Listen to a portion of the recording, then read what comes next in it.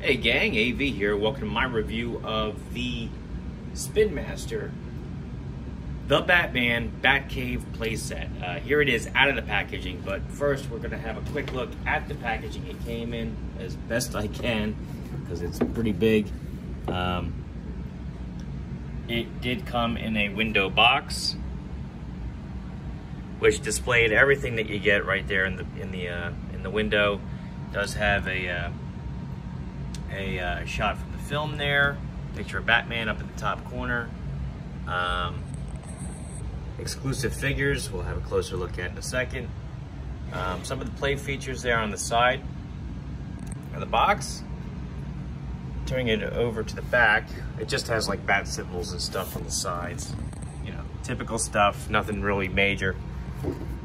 Flipping it over to the back, hopefully without destroying my whole setup here. There we go. We get a much larger product shot with all the other stuff out of the box.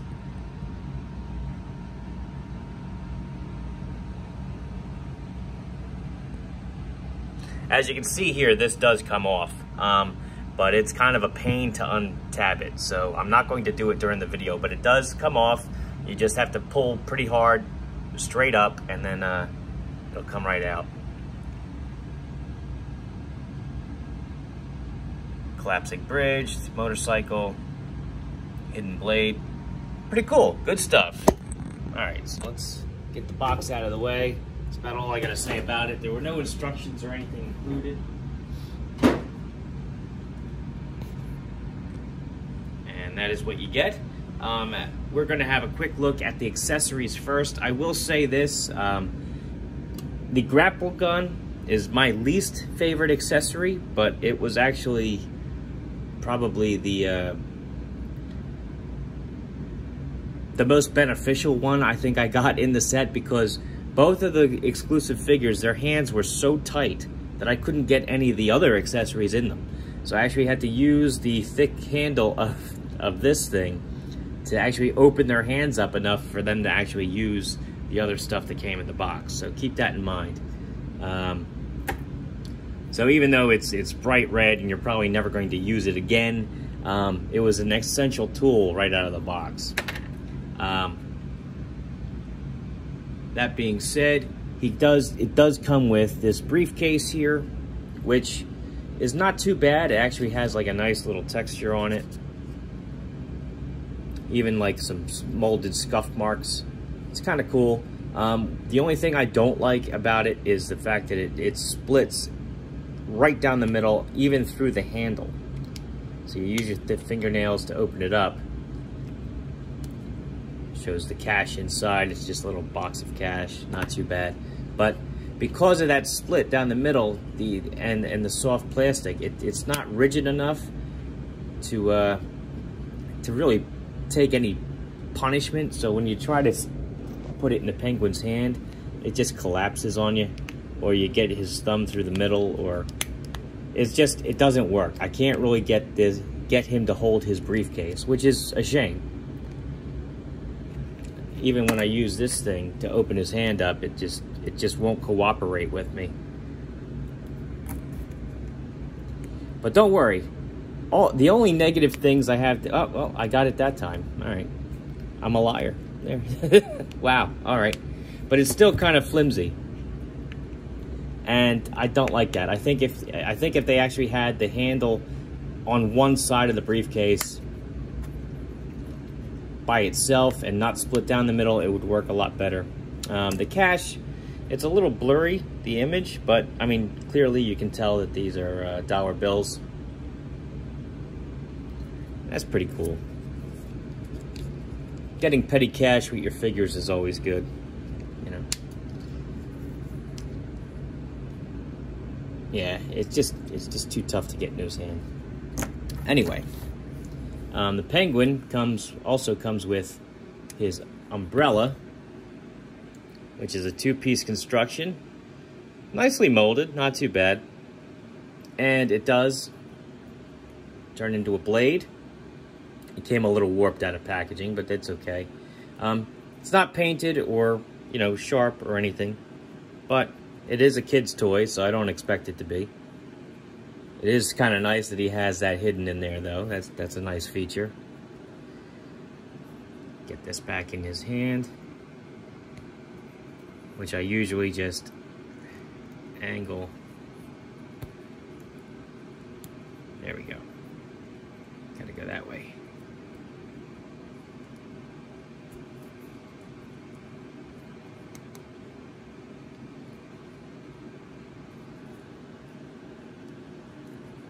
Closer look at him in a second. It also comes with 2 Batarangs, which you can see I actually put in the hands on the tool bench because they work. These are pretty nice, actually. I like these a lot. Nice molded detail on them. Not just a piece of bat-shaped plastic. They actually went to some trouble on these, which is nice. They're both identical, and as you can see, they fit right there for storage, which is awesome. As far as the tool bench goes, it's got some really nice molded detail on there. I love the you know, the screwdrivers, the square, that symbol on the boxes right there. These two are functional storage places for the Batman's accessories for the exclusive figure. He is actually wearing both right now. He does have a removable cowl.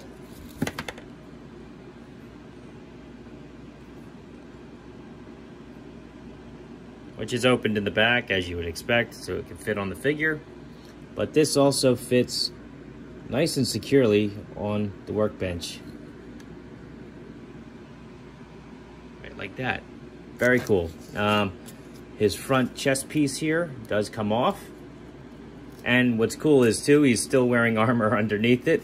So you can still have him as the Batman and yet still have this stored right on here. Now, I do have a little bit of trouble getting it tabbed in on the left-hand side. But it does go in, and it stays on nice and securely. And when you have them on there, it does actually look pretty cool. I'm a fan of that. Oh, you son of a... Just got done talking you up and you have to fall off. You punk. Alright, there you go. The back computer, also very cool. It's actually more intricate than you would expect. Like, this is actually kind of hollow in the back, which you would anticipate. I can't believe this keeps falling off. It didn't used to. It wasn't falling off until the camera started. As usual, this is an AV video, so something's bound to go wrong. Hopefully that's all that goes wrong.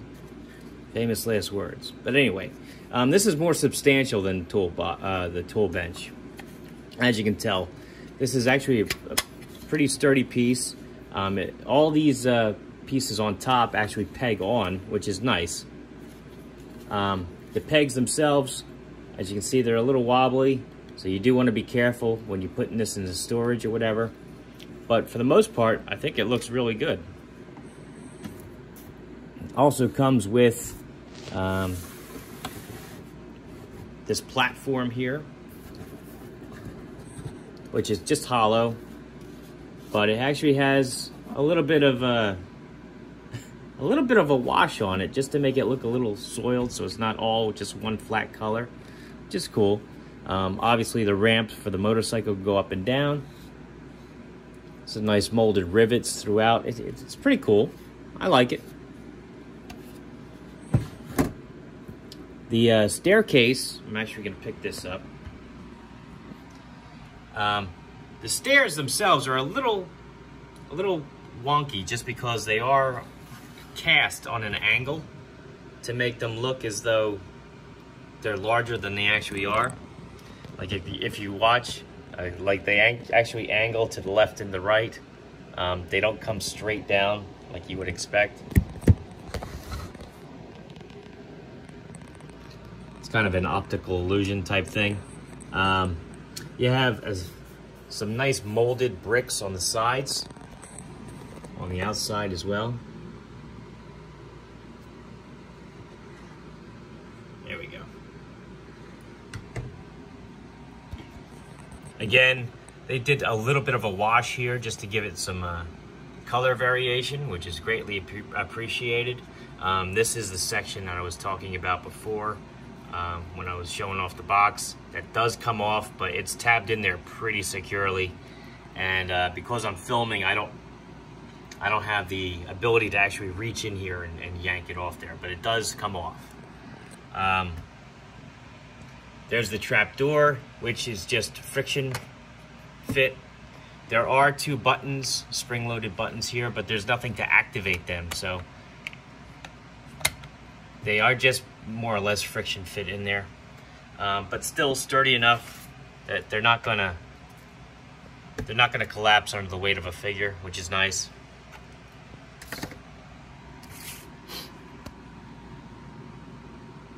Again, the stairs are very nice. Very nice. Let's have a look at the figures themselves. Oh, I forgot the motorcycle. Here's the motorcycle. Has a painted headlight there, painted seats, some nice weathering effect here, as well as on the pipes. It does have a working kickstand, which you can kick up and down. Both wheels rotate freely. The front fork does not turn, unfortunately, but it is a separate piece from the motorcycle, so I guess if you wanted to customize this, you could. All in all, the bike does look really good. At the start of the video, you actually saw that I had the Batman on there, and he looked pretty decent on there as well. Looking at the figures themselves, these are typical Spinmaster figures, although this is the unmasked Batman character, exclusive for the set, which is pretty cool. He does have a cape. My cape came a little warped out of the packaging, unfortunately. It's only connected like right here, so this happened to fold over when it was packaged, and I'm not sure how to straighten that out again, unfortunately. Kind of makes it look like he has a cowlick when he's walking around. But anyway, just a soft goods cape. I always like seeing them anyway. He does not have the typical hole in the back like a lot of Spinmaster figures do, which I'm actually happy to see. All in all, some nice sculpt on him. Articulation is pretty standard for the Spinmaster line. His head is on a ball joint. Can do a full rotation, 360 degrees. You get a little tilt out of him, but no real up and down. Arms will do a full 360. They go up about that high. Nothing at the bicep. Arms can flatten out and they bend slightly, unfortunately. They also rotate there at the elbow. But yeah, there's not much of a curl there, unfortunately. Nothing at the waist. Legs kick up about that high. Back about that far. They do go out full splits. He has an upper thigh cut, enabling his legs to rotate all the way around. His knees can bend about that far. He also has a pivot at the bottom of the boot, or I'm sorry, at the bottom of the knee, at the top of the boot. And that's it for his articulation. Let's have a look at the Penguin now. Get this out of your hand. You can keep it. His head is also on a ball joint. Does a full 360 degree rotation. Can't really look up and down very much, down a little bit, but he does get a little bit of a slight tilt from side to side too, which is cool. Arms, full 360, go up about that high, nothing at the bicep. Elbows can bend about that far, as well as flatten out. He's also got a rotation there at the elbow as well. There's nothing at the waist. Legs can kick up about that high. Back, not at all. Splits, flat. Upper thigh cut. Knees can bend about like that, and he also has a rotation at the top of the knee. So all in all, again, pretty basic articulation for the Spinmaster line. This is a kid's line, so I'm not really expected to be blown away by the articulation. But the sculpt is nice, and I do prefer this scale, as you all know from watching my channel, just to show off how well the bridge scales with the Batmobile. I'm gonna get the platform out of the way. Here is the Spinmaster Batmobile, and as you can see, it scales pretty decent. You can easily have the Batmobile coming in through underneath the steps, which is awesome. And before I close out the video, I do want to point out the fact that as a standalone set, this is not really a Batcave.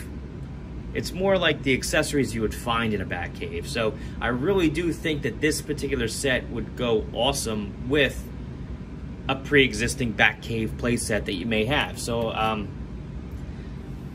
actually have the Spinmaster Batcave playset, but like from before the movie, but I don't have it out of the box yet. I actually haven't gotten around to reviewing it yet. I do, however, have the Kenner Batcave, like Wayne Manor playset, and I'm trying that out this morning to see how well that goes with it. So we're gonna demonstrate this right now, just to show you the potential you have here. I have this card here, which I got from a comic book pack I got from Walmart recently. Let me stick this down here, this over there. You know, the Batcave coming in, or I'm sorry, the Batmobile coming in. Pick up the platform, which I dropped.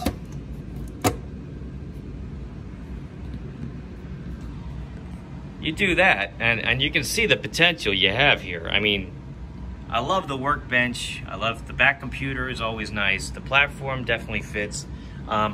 You could throw the stairs in here too. Obviously, I just don't have enough room. Definitely a lot of potential with this set, and I think it's definitely worth the pickup. I got mine online, actually, from GameStop for like $40-something, and because it was over, I think $40 or $25 or whatever the hell their threshold is, it was also free shipping. So I mean, you can't really beat that. They actually shipped it, and I received it like 2.5 days later. So I was pretty impressed. If I can find it, I'll put the link down in the video description below, but I'm not sure I'll be able to find it again. Anyway, I definitely think this is worth a pickup. If you're able to find it in stores, great. As I said, I did find this at GameStop.com. The price point was about $42, I believe. I think it's worth it, especially if you are a Batman fan and you have other Batman play sets that you can use these pieces with. I think you'd be happy with it. So anyway, this has been AV. This has been my review of the Batman Batcave playset from Spinmaster. If you like what you see here, then check out my channel. If you like what you see there, then please subscribe. And as always, thanks for watching.